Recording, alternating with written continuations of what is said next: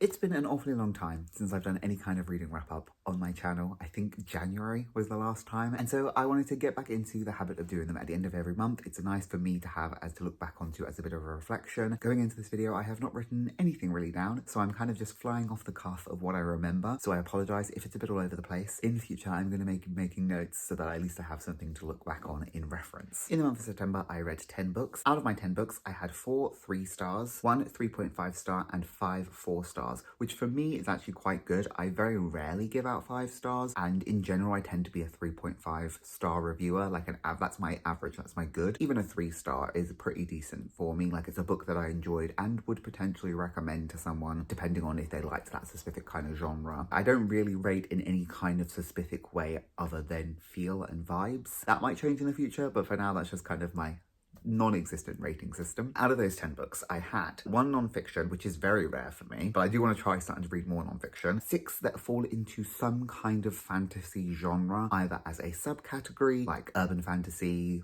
or whatnot. 2 were mysteries, and then 1 was a dystopian book. So my first 3 star was the first book that I read for the month, and that was Poirot Investigates by Agatha Christie. I did not realize when I went into this that this is actually just a short story collection of a bunch of little different cases that Poirot and his friend Captain Hastings investigate. It was a very quick, easy listen to, and I did enjoy it. But I think having all of these short stories so like close together, listening to them back to back to back, kind of did highlight how formulaic some of them are in the way that the case is laid out. The case comes to them, Hastings automatically thinks one thing, Poirot has this like maybe slightly outlandish idea, Hastings disagrees or doubts him, which how Hastings is still hanging out with him and doubting him at this point just shows how silly Hastings is, and then ultimately Poirot is right and the case is solved. So yeah, I think having them back to back like that did kind of highlight that, and so I thought it was going to be a bit of an issue maybe going forward now that I'd noticed that with this book. But the next book, which I will talk to you about in a minute in the Poirot Investigate series, because I did also then listen to the next one, diverted from that kind of storytelling quite a bit, and so I was actually really happy with that. But overall, this was a fine, like, I rated it 3 stars. Like I said, I enjoyed it, but it was nothing that even the individual cases, I can only really now really remember 1 or 2. None of them really stayed with me, and yeah, just a little bit of fun. Poirot being his kind of like eccentric, flamboyant self, and Hastings just being like mindfully ignorant to Poirot's genius as he seems to be. So that was the first thing that I listened to. And then my next 3 star for the month was Divergent by Veronica Roth. This is a YA dystopian series. I'm sure many of you have heard about it. It is obviously very popular in the 2010s, had many movies, and yeah, I'd never read it, and so I did read it as part of a book club. I gave it 3 stars. Obviously, I am also I am reading it now outside of its main demographic, YA, which is fine, but maybe that's why on a level it didn't necessarily connect. I feel like there were certain elements of this book where it just felt a bit too long. It's quite a chunky book at just under 500 pages. I enjoyed it. I think I read it in the space of 2 days, so it was very easy to read, and I did enjoy it as I was going on. This is the story of a main girl, Tess, who lives in a world in this city where the city is broken into fractions. There are factions.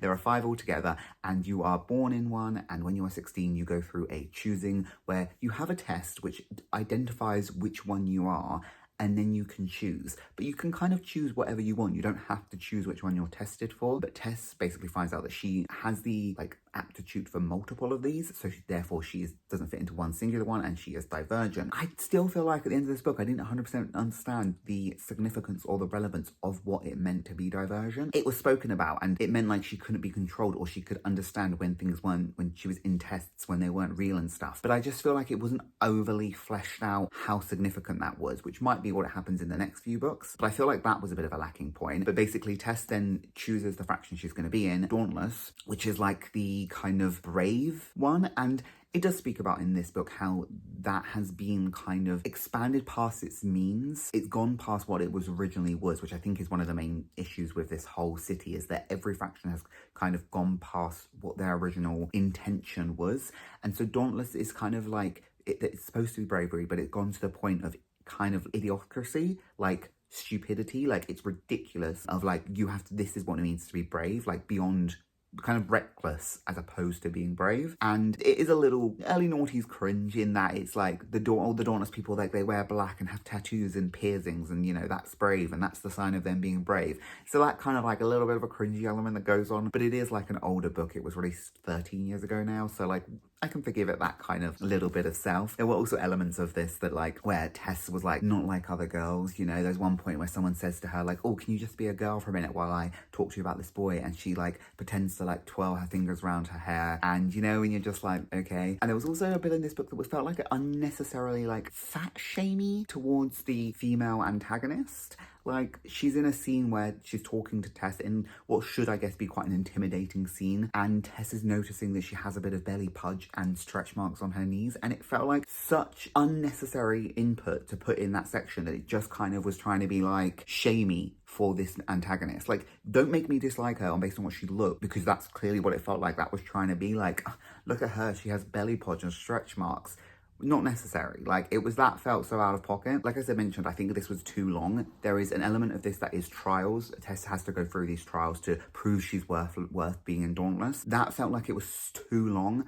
And then the ending was so much happened so fast in about the last 80 pages, I think, that I feel like, I don't know, it just went too quick, I think then. Like, it felt like we were waiting for something to kind of happen and then stuff went too quick. But it does leave off on a somewhat of a cliffhanger. Well, not really necessarily a cliffhanger, but like a kind of what the hell's going to happen next. And I am intending to carry on with the series. So it did its job in that sense of getting me interested enough to, one, I finished the book very easily and also to continue with the series. But yeah, it was just a very average book for me, I think. I have read other dystopian YAs that I have preferred, but I'm intrigued enough to carry on with the series. After that, I have another audiobook that I listened to, and that was Amari and the Night Brothers. I gave this 3 stars. This is the story of Amari. She is a young girl whose older brother has gone missing, and she ends up basically finding out that he was employed in this kind of like secret investigation unit that deals with like monsters and magical creatures and all of this, and she gets invited to go to this school. When she's enrolling at the school, she finds out that she is a magician or a witch. I don't remember if they use the term witch, and that's basically like illegal to be like magician, to have magic, to be able to use this amount of magic. And she is basically trying to figure out what the hell happened to her brother. There's a couple of other middle grades that I read this month that I really enjoyed, and so I think if I hadn't read those this month, I might have enjoyed this one slightly more. But it just felt it wasn't as fleshed out as I wanted it to be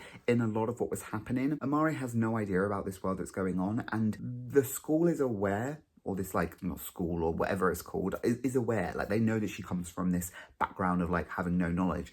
But then it feels like no one's really trying to catch her up on it. It feels like there's just an expectation where she should just know everything. And it leads to her being like ignorant and unaware in a lot of situations, which is frustrating as like a reader, because it's like, it's not actually her fault that she doesn't know any of this stuff. No one's actually teaching her it. Again, I'm not the main demographic for this kind of book, so I know that like some children might not pick up on some of these stuff, or might not get as annoyed by some of this stuff.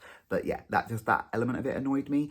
And I think there was a lot of easy writing in this book, in that it didn't build on relationships as much as I wanted to, specifically with Amari and like her roommate. They just kind of were like lived together, had like a little thing, and then they were best friends, and it just felt like it wasn't deserved as much. I'll be honest, I cannot actually remember all the ins and outs of this book. I did listen to the audiobook, and I did listen to it in one night while I was at work, so like maybe that's why I'm not retaining as much information, and maybe I would have enjoyed it more if I did read it. But I did think this book had a really good ending sequence. I was surprised by the element that happened at the end. There was a bit of a plot twist, which did genuinely surprise me and like intrigued me enough to want to carry on and read more. So I have already reserved for the next book in the series. But yeah, I know this is one that other people do really love, and for me it was just kind of average, but I am going to carry on with the series. And I did have like a good enough time that I'm like interested in the world, and I thought it was quite unique in that it was this kind of like investigation unit, like kind of like a government whole section going on. It's been a while actually since I listened to that, so my memory is not as good as it should be, but I'm going to carry on with the series. And then my last 3-star of the month is Bad Graces by Kyrie McCauley. This is a standalone horror fantasy YA thrillery as well, I think. It had loads of different genres on Goodreads, so I wasn't really sure where to put it, but it definitely has fantastical elements in it. The story of our main character, Liv, she wins the opportunity to work as a kind of like writer's understudy on a new movie that is being filmed. She ends up traveling with a bunch of the other young teenage girls that are working on this film as actors. They get a yacht and they are traveling to the location to do filming. The person that's hired the yacht basically does a little bit of a detour to show them around Alaska, and on their way there they end up in a storm that then shipwrecks them on this island, leaving them with no contact. And so it's kind of basically about these young teenagers having to try and survive on this island. I read one other book by Kyrie McCauley, which I did prefer, The All the Dead Lie Down. I think the horror element in that book was a bit more linear, I want to say. This one leans a bit more like whimsy fantasy, and the horror element for me is a bit more like, it was a bit more body horror than like scary horror. As they're on this island, there is something on this island, and there's something about the island as well that is like changing them. I won't really say more than that because otherwise it goes into spoiler territory. But yeah, there were some like body horror element bits, and then some of the stuff that was happening on the island was whimsy fantasy stuff. There was no real explanation for it, which is not my favorite kind of fantasy. I like it to be more like fantasy but that has rules, and there wasn't really. It just seemed very like random. This does have a sapphic subplot, as the first book as well did, that I read by Kyra Macaulay, so I did really enjoy that element. And I really liked some of like the conversations about the girls like having to survive on their own and having to like figure out how to survive, and like stuff as well that I picked up on that like maybe in the future I'll remember if I'm ever in a situation. There's a bit where they're trying to start a fire, so one of the girls rips her hair out to use as like a bit of like a lint to start the fire with. Wouldn't have ever thought of that. So, you know, interesting things that could happen. But yeah, it was just kind of average other than that. But I do really like this copy. This is from the Locked Library. It is the July's 2024 book. And yeah, I do think it's a really beautiful copy with the whole blue, and then it has these beautiful mushrooms underneath. So I will be keeping the book. But this is, yeah, the second book I read by Kyra Macaulay. And I probably would read other works by her because I have enjoyed at least the two that I've read. And the only 3.5 star I had of the month was Bookshops and Bone Dust. And I did actually rate this higher than Legends and Lattes. I think I preferred it. This is a prequel book of Legends and Lattes where we follow our main character Viv as she is younger, still in her early days of being a thug. I can't think of what she is. What is it? Like someone for hire, whatever. What do you call them? A mercenary? I'm not quite sure what I can't remember what they call themselves. But she is injured, and so her like group leave her in this town to heal and say they're going to pick her up when they come back through. And so it's just kind of her being in this town. She meets up with someone who is something that I can't remember, a little rat mouse creature who has a bookshop and ends up trying to like help her make her bookshop better, to try and bring in more customers to help save her bookshop. She ends up having a little bit of a romance with the like bakery owner, which I actually thought was a really sweet romance. It is kind of like right person, wrong time kind of romance,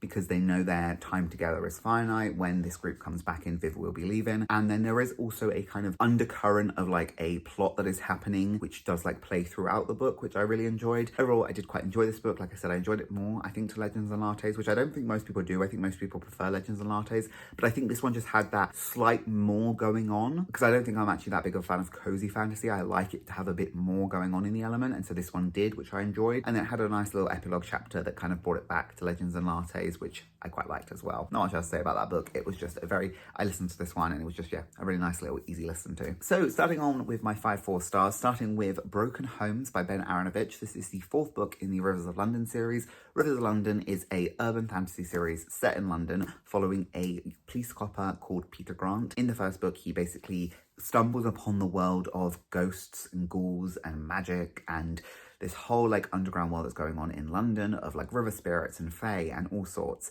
And he ends up getting switched in the police to a special unit police department that deals with this stuff and starts to learn magic and about all of this world. And all 3 books so far have kind of been individual kind of cases, but all that have a underlying plot of something that is going on throughout all 3, and this one is mainly a focus of that plot, so I really can't tell you much about it because it would spoil what that plot was. But I really like the way it comes ahead in this book. This book ends in a way that is slightly of a cliffhanger, that left like there was a plot twist at the end of this that I was very surprised about, so I'm really looking forward to carrying on with it. I will say I really like in these books how Ben Aaronovitch uses London as a backdrop. He really kind of gets involved in some of like the history of London in certain areas, kind of takes you all around London and you learn like different things about it. It deals a lot with the kind of lower class, working class in London, but also how they shape London to be what it is. And I just really like those elements of it. So yeah, I can't say anything else about it though, because it is the 4th in a series, but I did really enjoy this book. It's probably been the highest rated since the first one for me, but I'm looking forward to carrying on with this series. I listened to most of them on audiobooks, and I really like the audiobook narrator, who's actually an actor. I recently found out because I actually looked it up. Most recently he was in Wonka. I'll put a picture up of him here, and he does a really good job of doing the audiobook narration. So I really do, if you wanted to check the series out, I would recommend giving the audiobooks a listen to because they're very good. But yeah, really liked this. We'll be carrying on with this series. 4 stars. Then I have my non-fiction for the month, and that was Ultra Processed People by Chris Van Telken. This is a science foodie book. Chris is an infectious disease doctor at the Hospital of Tropical Diseases in London. He trained at Oxford and has a PhD in Monolka, no idea where he has a PhD, and this is basically talks about why do we all eat stuff that isn't food and why we can't stop. It delves into many different aspects into food, goes into like the history of processed food and specifically ultra processed food, kind of when it started. I found it really interesting. It has a lot of science in it, and I ended up listening to the audiobook for it. I don't think I would have gone through it if I hadn't. It's quite dense. There's a lot of science, a lot of jargon, a lot of it going on. It does use loads of references as well, but I think as well there was a lot of tidbits with Chris talking about his own like research and stuff, which I did quite enjoy. The audiobook as well had elements of a podcast that he does with his twin brother, who is also a doctor, and I liked that added element into the podcast that obviously wasn't in the book. It's a little bleak because it does also talk about the kind of environmental impacts that ultra processing food has, which is a little bleak. He also has a documentary which I think you can watch on YouTube. I don't know if you'd be able to everywhere. I don't know if inspired this book. I think it was done before the book and then the book came out. Yeah, the book came out only last year, but I really enjoyed it. I think it was done in quite a well non-preachy kind of way. Like he's not doing it and being like, so you shouldn't eat this, you shouldn't eat this. It's more kind of just explaining what's in the food and what it does to people, basically. A lot of the stuff that we don't actually know what it does because we haven't been eating it long enough to kind of track the potentials of what it does to a human body. But yeah, I found it very interesting. Like I said, I had to read the audiobook, would not have been able to get through with it without the audiobook because I am not science read very well, and so yeah, very dense, but I did overall enjoy the book. So my next 4 stars I'm actually going to talk together because they are books 1 and 2 in a series, and that is Fireborn. So we have 12 and the Frozen Forest, and then Phoenix and the Frost Palace. These are books 1 and 2. I rated them both 4 stars. Obviously I won't really say what goes on in this book. I'll kind of talk about the book as these books like as a whole. So this book follows our main character 12. She has given up her name and has joined this kind of like group of fighters to train to basically become a monster hunter. In doing this, they give up their names, they give up all of their like previous like clan attachments and dedicate themselves to being neutral and fighting to be able to fight monsters. She's kind of a loner, and you get basically a lot that she has this quite like dark past, but there is one person in this whole guild that is quite nice to her called Seven. One day their fortress ends up getting attacked by goblins and Seven ends up getting kidnapped. So 12 along with 2 other boys and this like stone guardian end up traveling to try and find her. This book, I just ended up really enjoying this book. I feel like it was a lot darker than I was expecting it to be, especially for a middle grade, and a lot more brutal in elements. There were some like plot twists, some reveals that I did not see coming. There was some like consequences of actions that I just feel like it was ended up being a lot darker than I thought it was going to be, which I think lent to why I enjoyed it so much. There are lots of elements where 12 throughout the book is not the most likable main character. She's very harsh on other people and quite like mean-spirited sometimes, and there is definitely a specific moment that's kind of like a bit of a character building moment where she is quite vile to someone. I think the author did really well of showing that kind of extreme element to her personality to kind of then get you round to liking her as a character. I really like where the story went in the first book and then also continued in the second book, and also I think the second book was just in many ways as kind of brutal and harsh. It is still a middle grade, so there are, and like the main characters in these are like 12 and then they grow up to about 13 in the second books, so there are those elements where they are acting like 12 and 13-year-olds, but I think it just does have quite a serious tone to both books that I did end up really enjoying. The third book I think came out in August, so I am going to hopefully be reading that soon, but I just really enjoyed this book series. If you're interested in middle grade and haven't read it, I would really recommend them. I did think they were both very good. It has quite a small cast of main characters. A lot of this also is a journey story, which I don't necessarily always love, but I don't think it like dragged as a lot like I think some journeys can. So we have 12, 5 and 6 and Dog. He's just called Dog. We're with them for the majority of the story, and so I do think you get them fleshed out quite nicely as characters, and the way that they interact with each other is well done, and you kind of get their dynamic quite well. But I also think that it shows their kind of like relationship growth as like a foursome and also individual relationships between them grow really nicely. I just had such a good time with these 2 books. They were really good fun. It's been blurred by A.F. Stedman, who does the Scandal series, which is quite cool. What does she say? Oh, and B.B. Alston on this one. So very good recommendations. But yeah, I just really enjoyed it. And actually throughout the book, I'll show you the first one. This is the special Waterstones edition one, but it has artwork or like little illustrations, which I really liked. I really recommend these if you guys are into middle grades and haven't read them. I thought they were really good. And then lastly, my last 4-star for the month was The Murder of Roger Ackroyd. This is the 4th book in the Poirot series by Agatha Christie. I give it 4 stars. It has a 4.27 on Goodreads. So this ended up taking a kind of step away from how Agatha Christie had written the first kind of 3, I guess, books in the Poirot series. Hastings is no longer in this. It was from basically the perspective of someone in this town, and Poirot ends up moving in next door to him. I do quite like that it's never really told from Poirot's perspective. So far, these books haven't been. Like the first 3, I think, were mostly told from Hastings' perspective, if I remember correctly. And I quite like that because then it kind of, you don't get to figure it out as Poirot is because you're not inside his head. But this is basically the story of our main character, whose name I can't remember, but he's a doctor in this town, and his friend is concerned. Someone has passed away, and his friend is concerned that there was something untoward happened to her because she was being blackmailed for money, and so he is like suspicious of that. And then the friend, Roger Ackroyd, ends up getting murdered. And it's very much a kind of whodunit, as I think most of the Poirot ones are. The Poirot ends up getting involved. He has kind of gone to this little small village to retire, but ends up getting pulled in. There's always a lot of like threads and loose ends, but I think Agatha Christie does a really good job of bringing things around together towards the end. But this one in particular, I feel like built a kind of standard for mysteries, but I can't tell you what it is without spoiling it. But I think it was done really, really well, to the point immediately after I'd finished, I wanted to then reread it, and I probably will go in the future and buy a physical copy and reread it, knowing what I know now, to see the pieces kind of come together. But I did end up really, really enjoying this book. If you have never read a Poirot, I would really recommend this one. I enjoyed the first 3, don't get me wrong, but I think this one has been the standout so far. And yeah, I thought it was really good. So those are the 10 books that I read in September. I had a really fun time reading in September. I think I actually went through a bit of a audiobook slump a little bit. I can listen to audiobooks while I'm at work now. So in theory, I could listen to 3 books a week, but I just felt a bit slumpy and ended up like listening to a load of YouTube videos and listening to a load of music. I think I'm over that now. I've already listened to a few audiobooks in October so far. So yeah, I think going forward, I probably will be good in that terms. But yeah, I did think I feel a bit slumpy. So that's only why I read 10 books. But like usually if I read more, it's because of the audiobooks. I statistically had a good time. Having 5 4-stars is very good for me. So yeah, had a good time. Hopefully going forward, I will remember and edit to do my little wrap-ups for each month. But yeah, so thank you guys so much as always for watching this video, and I'll see you again hopefully soon. Bye.